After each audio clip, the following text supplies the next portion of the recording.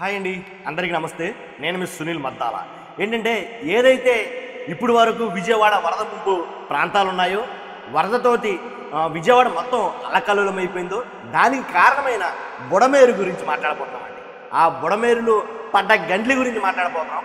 అంతకన్నా ముందు ఆ గండ్లు పొచ్చడానికి మెయిన్ ఎవరైతే ఒక వ్యక్తి మన మౌలిక కాదు అఘోరాత్రాలు కష్టపడ్డాడని చెప్పాలి. ఆయన గురించి చెప్పాలంటే ఆయన పరిచయం కావాలంటే కనుక నీకు 15,000, నీకు 15,000, నీకు 15,000 అని అంటే కనుక ఆయన ఈజీగా అర్థమైపోతారు ఆయన ఎవరో కూడా. కాబట్టి ఈసారికే మీకు అర్థమైపోయి ఉంటుంది. కాబట్టి ఆయన పడ్డ కష్టం మామూలుగా కాదు.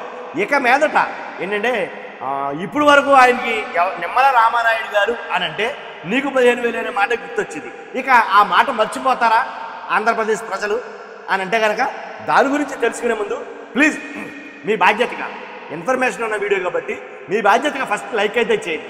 లైక్ చేసిన తర్వాత మీ అమూల్యమైన అభిప్రాయాన్ని కామెంట్ రూపంలో తెలియజేయండి. అంతేకాదు కొత్త వాళ్ళైతే కనుక మన ఛానల్ని పక్కాగా సబ్స్క్రైబ్ చేసుకోండి.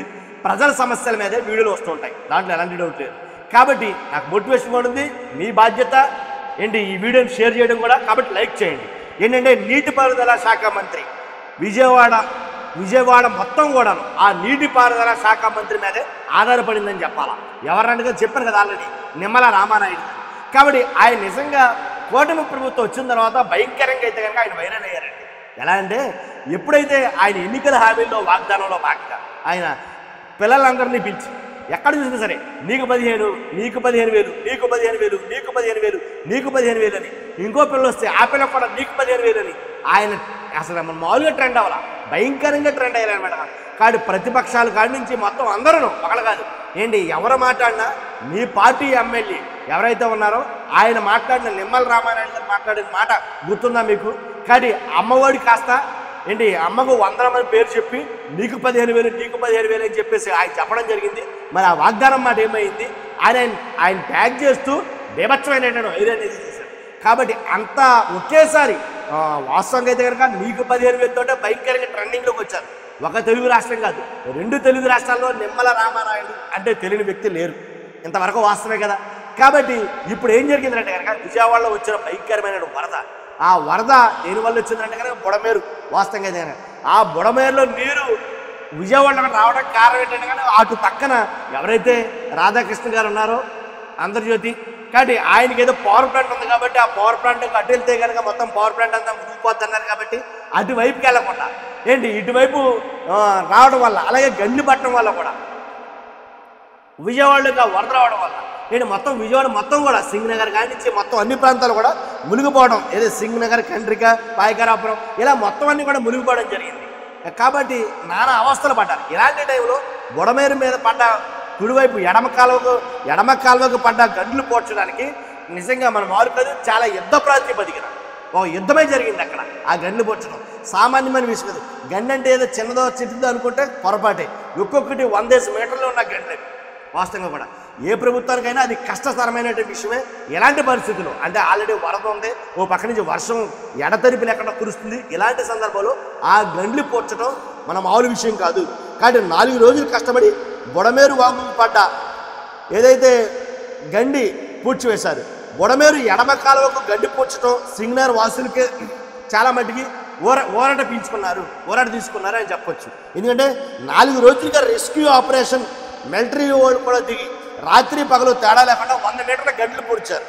ఏంటి ముఖ్యమంత్రి గారు వాస్తవం మాట్లాడాలంటే కనుక ఇక్కడ విజయవాడ ప్రాంత వాసులు కాదు మొత్తం ఆంధ్రప్రదేశ్ అంతా కూడా ముఖ్యమంత్రి చంద్రబాబు నాయుడు గారిని కూడా మర్చిపోయి ఉంటారు. ఎందుకంటే ఒక నిమ్మల రామానాయుడు గారే బాగా కనబడ్డారు జనాలందరూ కూడా వాస్తవం మాట్లాడాలి కాబట్టి. కానీ నిమ్మల రామానాయుడు గారు మాత్రమే ఈ విజయవాడ ముంపు వరద ప్రాంతానికి ఆరాధ్యుడు అయ్యాడు అని చెప్పాలి నిజంగానైనా. కానీ మంత్రి గారు చేసిన సేవ ఏంటి, మంచి చేస్తే మంచి అని చెప్పాలండి, చెడు చేస్తే చెడు అని చెప్పాలి. ఆయన ముందు ఎలా వైరల్ అయ్యారో తెలుసు మీకు. 15,000 అన్నతోటి అమ్మకు 100, 15,000 తోటి వైరల్ అయిన నిమ్మల రామానాయుడు గారు ఆంధ్రప్రదేశ్ ప్రజలు ఆ మాట మర్చిపోయి బుడమేరు మంత్రి అని పిలవచ్చు. నిజంగా మనం పెట్టిన ట్యాంక్ ఆ తమిళనాడు కూడా అంతే, బుడమేరు మంత్రి. ఎందుకంటే బుడమేరు శాంతించే వరకు ఆయన మాత్రం నిద్రపోవాలి, అది మాత్రం అసలు ఆలోచించిన అవసరం. కాబట్టి అలాంటి మంత్రిని కాబట్టి చాలా అసలు ఎలా అంటే అఘోరాత్రాలు కష్టపడి చేయడం జరిగింది. కాబట్టి బుడమేరును గండ్లను జలవనరుల శాఖ అధికారులు పూడ్చివేశారు. కాబట్టి విజయవాడ ప్రశాంతంగా ఉండొచ్చు. ఎప్పటికే 2 గంటలు పూడ్చిన అధికారులు తాజాగా మరో గండిని పూడ్చివేశారు. ఈ పనులను యుద్ధ ప్రాతిపదికన చేశారు. ఒక పక్క వరద ఉధృతంగా ఉన్నప్పటికీ 2 గంటలను పూడ్చారు. తాజాగా 3వ గండిని పూడ్చివేశారు.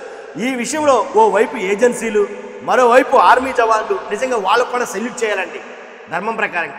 ఎందుకంటే వాళ్ళు కూడా వచ్చి ఈ గండి పూడ్చడానికి వాళ్ళు కూడా చాలా కష్టపడ్డారు. కాబట్టి మరోవైపు ఆర్మీ జవాన్లు రంగంలోకి దిగడంతో ఈ 3వ గండి పూడ్చివేత పనులు యుద్ధ ప్రాతిపదికన పూర్తయ్యాయని తెలుస్తుంది. ఈ మేరకు సికింద్రాబాద్కు చెందిన రెజిమెంటల్ బెటాలియన్, చెన్నైకి చెందిన 6వ బెటాలియన్ జవాన్లు సుమారు 120 మంది ఇక్కడ చేరుకుని పని పూర్తి చేశారు. నిజంగా ఆల్రెడీ నేను ఎలా అంటే అది ఇక్కడ ఫోటోలు కూడా పెడతాను మీకు. కాబట్టి అంతేకాదు మంత్రులందరిని అభిమానించడంతో అభినందించారు. అలాగే ముఖ్యమంత్రి చంద్రబాబు నాయుడు గారు నిమ్మల రామానాయుడుతో ప్రత్యేకించి అభినందించాలా. ముఖ్యమంత్రిని కూడా మరిపించాడు ఆయన నిమ్మల రామానాయుడు. ఆయన ఏ పని చేసినా అలా చేస్తాడు. ఓరును వర్షంలో గొడిగేసి అక్కడ నిలబడిపోయాడే తప్ప ఎక్కడికి వెళ్ళలేదు ఆయన. కాబట్టి ఆ గండ్లు పూడ్చే వరకు అసలు ఎక్కడికి కదలేదండి. మనం మామూలుగా అక్కడ డిస్టెన్స్ కూర్చున్నాడని చెప్పాలి ఆయన. కాబట్టి మంచి చేసిన వాడిని ఇప్పుడు మంచిగానే చెప్పాలి. కాబట్టి వారం రోజుల పాటు పంట పొలాలు, చెరువులు తలపించాయి విజయవాడ మొత్తం నగరం అంతా కూడా. గండ్లు పూర్తి చేయడంతో ఇప్పుడిప్పుడే పొలాలు బయటపడుతున్నాయని మంత్రి నిమ్మరాయని తెలిపారు. మరోసారి బుడమేరు పరివాహక ప్రాంతాల్లో వర్షాలు పడి ప్రవాహం పెరిగే అవకాశం ఉందని, సుమారు 8,000 క్యూసెక్ల వరద నీరు వచ్చే అవకాశం ఉందని తెలిపారు. అయితే ప్రస్తుతం 3 గంటలను పూడ్చివేయడం వల్ల విజయవాడ దిగువ ప్రాంతాలకు బుడమేరు వరద నీరు ఆగిపోయిందని, నిడమనూరు, జక్కంపూడి, సింగనగర్ వరకు నిలిచిపోయిన నీటిని కొల్లేరుకు పంపేలా చర్యలు చేపట్టుకున్నామని, 1-2 రోజుల్లో పూర్తిగా నీరు వెళ్ళిపోయేలా తగిన చర్యలు తీసుకుంటామని చెప్పేసి నిమ్మల రామానాయుడు గారు కూడా తెలపడం జరిగింది. కాబట్టి ఇదండి 100% ఏంటంటే ఈ 3 గంటలు పూడ్చడం వెనక నిమ్మల రామానాయుడు గారు మెయిన్ ఉన్నారు అని అంటే ఎలాంటి సందేహం లేదు. నిజంగా అంటే చాలామంది వస్తారు, వెళ్ళిపోతారు. కాబట్టి అలా కాకుండా గండ్లు పూడ్చే వరకు అక్కడే ఉండి అధికారులతోటి అలాగే ఏజెన్సీలతోటి ఆ గండ్లు పూడ్చడం సాహసోపేతమైనటువంటి ఒక ప్రక్రియ నన్ను అడిగితే కనుక. ఎందుకంటే అలాంటి అసలు వరద ఉధృతి ఎలా ఉందో చూస్తే మనకు అర్థమవుతుంది. అలాంటి టైంలో ఆ 3 గంటలు పూడ్చకపోతే కనుక విజయవాడ మొత్తం ఎన్ని రోజులైనా సరే అలా పులకలోనూ ఉండును, దాంట్లో అలాంటి ఉంటుంది. ఇంకా ప్రాణ నష్టం కానీ ఆస్తి నష్టం కానీ ఇంకా పెరిగిపోను. కాబట్టి ఆ గండ్లు పూడ్చడం తక్షణ కర్తవ్యంగా భావించి ఆ గండ్లు పూడ్చడానికి తగిన ప్రతిపాదనలు ఏవైతే ఉన్నాయో అవన్నీ వెనువెంటనే చేయడం వల్ల చాలా మంచిగా జరిగింది. కాబట్టి మంచి జరిగింది కాబట్టే పార్టీలకు అతీతంగా మంచి అని చెప్తున్నాం. ఇక్కడ మీరు ఇది గుర్తుపెట్టుకోవాలి.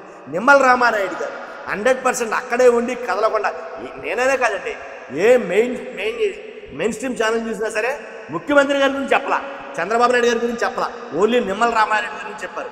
కాబట్టి నాదో రిక్వెస్ట్ ఉందండి నిమ్మల రామానాయుడు ఏంటంటే కనుక దీన్ని ఎంత యుద్ధ ప్రాతిపదికన దీని మీద చర్యలు తీసుకున్నారో, దీని మీద మీరు ఎంతైతే చేశారో, ఇప్పుడు మీ నోటంటే వచ్చిన ఇంకో మాట ఏంటంటే కనుక మీకు 15,000.